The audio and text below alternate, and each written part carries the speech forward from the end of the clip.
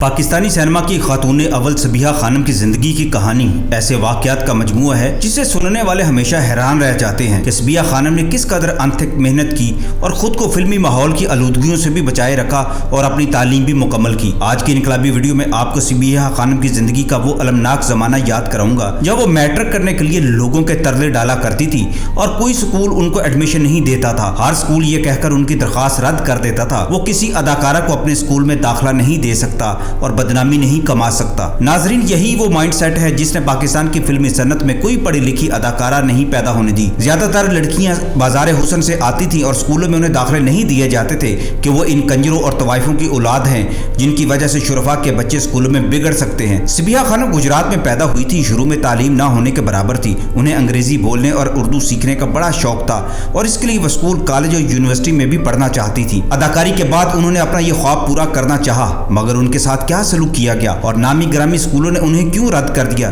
ये हमारी समाजी जिंदगी का बहुत बड़ा रोक बना रहा कि बदनामी के खौफ से अदाकाराओं को स्कूलों और कॉलेजों में दाखिले नहीं मिलते थे। एक वो जमाना भी रहा जब हीरा मंडी में स्कूल बनाने का फैसला हुआ, मगर शुरफा ने शदीद मुखालफत कर दी कि उनकी बच्चियों के साथ कंजरों और तवाइफों के बच्चों को किसी सूरत कबूल नहीं किया जाएगा। सबिहा खानम के साथ भी ऐसा ही हुआ था। 1954-55 का जमाना था जब अभी सबिहा बाकायदा और मकबूल हीरोइन बनने के लिए हाथ पैर मार रही थी और हकीकी मायनों में हीरोइन के मुकाम पर फाइज नहीं हुई थी।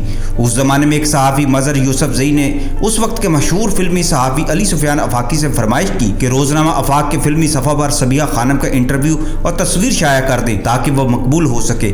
इस गर्ज से दोनों सबिहा खानम के घर चाय पीने चले गए। उस जमाने में सबिहा खानम विक्टोरिया पार्क के एक बंगले में रहने लगी थी। विक्टोरिया पार्क माल रोड लाहौर के अकम में एक रहायशी इलाका था जहाँ पुरानी तर्ज के बंगले बने हुए थे, जहाँ किसी जमाने में ज्यादातर एंग्लो इंडियन रहा करते थे। दोनों सहाफ़ी बंगले में पहुंचे तो उनके सामने सबिहा खानम की जिंदगी खुलकर सामने आ गई। ड्राइंग रूम में मामूली सा सोफा सेट रखा हुआ था, पर्दे भी लटके हुए थे, फर्श पर कालीन नहीं था, लेकिन कमरे में अलबत्ता गुलदस्ते वगैरह रखे हुए थे। सबिहा खानम ने गुफ्तगू के दौरान इंकशाफ किया कि वो प्राइवेट तौर पर मैट्रिक का इम्तिहान देने की तैयारी कर रही हैं, लेकिन कोई स्कूल इम्तिहान के लिए उनका दाखिला भेजने को तैयार नहीं। उन्होंने अंग्रेजी पढ़ने के लिए एक एंग्लो इंडियन खातून की खिदमत भी हासिल कर रखी थी। टीचर ने मॉडर्न अंदाज और तौर तरीकों के साथ सबिहा को अंग्रेजी बोलने का ढंग भी सिखा दिया था।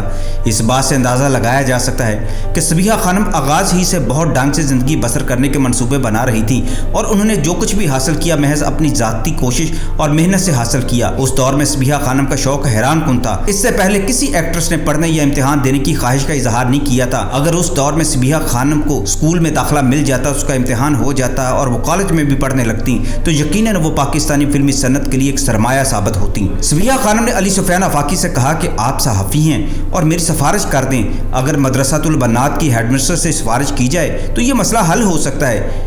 मैं खुद कई स्कूलों में ट्राई कर चुकी हूँ मगर कोई मानता नहीं। अली सुफियान आफाकी साहब ने उनसे वादा कर लिया कि लाजमी कोशिश करेंगे। उस दौर में उनका काफ़ी शोहरा था।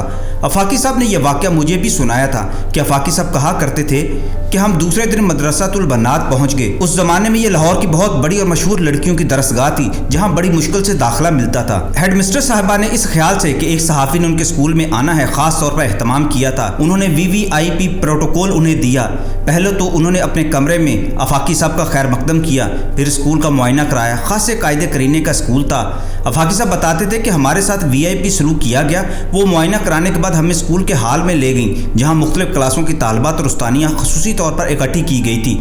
उन्होंने हमारे सामने तकरीर बाजी का मुकाबला पेश कर दिया, नज़में और नातें भी पढ़ी, अपने स्कूल और तरीक़ा तालीम के बारे में बताया और हेडमिस्टर साहिबा ने आखिर में स्कूल के मसाइल भी पेश कर दिए। गोया एक तरह का ये स्पासनामा था। जब ये प्रोग्राम ख़त्म हुआ तो हम दोबारा हेडमिस्ट्रेस के दफ्तर में पहुँच गए। उन्होंने चाय से हमारी तवाज़ो की और उम्मीद जाहिर की कि हम उनके स्कूल के बारे में अपने अखबार में ज़रूर फीचर लिखेंगे। हमने उन्हें बताया कि एक फिल्म एक्ट्रेस प्राइवेट तौर पर मैट्रिक का इम्तिहान देना चाहती हैं, क्या ये मुमकिन है कि आप उनके इम्तिहान का दाखिला भिजवा दें? ये बड़ा नेकी का काम होगा। वो हैरानी से देखने लगी, फिर कहने लगी जब तक कोई लड़की हमारे स्कूल की तालबा न हो उसका दाखिला नहीं भेजा जा सकता। आफाकी साहब हैरान हुए। तो फिर आप ऐसा करें कि अपने स्कूल की तालबा बना लीजिए, वो फीस वगैरह देने को तैयार हैं। हेडमिस्ट्रेस ने परेशान होकर आफाकी साहब को देखकर बोली, ये आप क्या कह रहे हैं? एक फिल्म एक्ट्रेस को स्कूल में दाखिला देकर मैं अपने स्कूल को बदनाम नहीं कर सकती, ये नामुमकिन है। यहाँ शुरफा की बच्चियाँ पढ़ती हैं। आफाकी साहब कहा करते थे कि हमने उन्हें कायल करने की बहुत कोशिश की मगर वो टस से मस न हुई।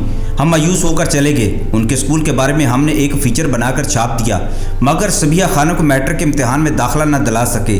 हमने ये बात सबिहा खानम को बताई। उनके चेहरे पर जो कर्बनाक तासुरात पैदा हुए थे वो नाकाबिले बयां हैं। उन्होंने मुंह से कुछ नहीं कहा था, मगर हम उनके दिल की बात समझ गए थे। हमारे मुल्क में अदाकारों की तालीमी और इल्मी जहालत के पीछे हमेशा यही माइंड सेट रहा है, जिसने अदाकारों को पढ़ने नहीं दिया और इंडस्ट्री में अनपढ़ लोग हुक्मरानी करके उसको तबाह करके गुजर गए।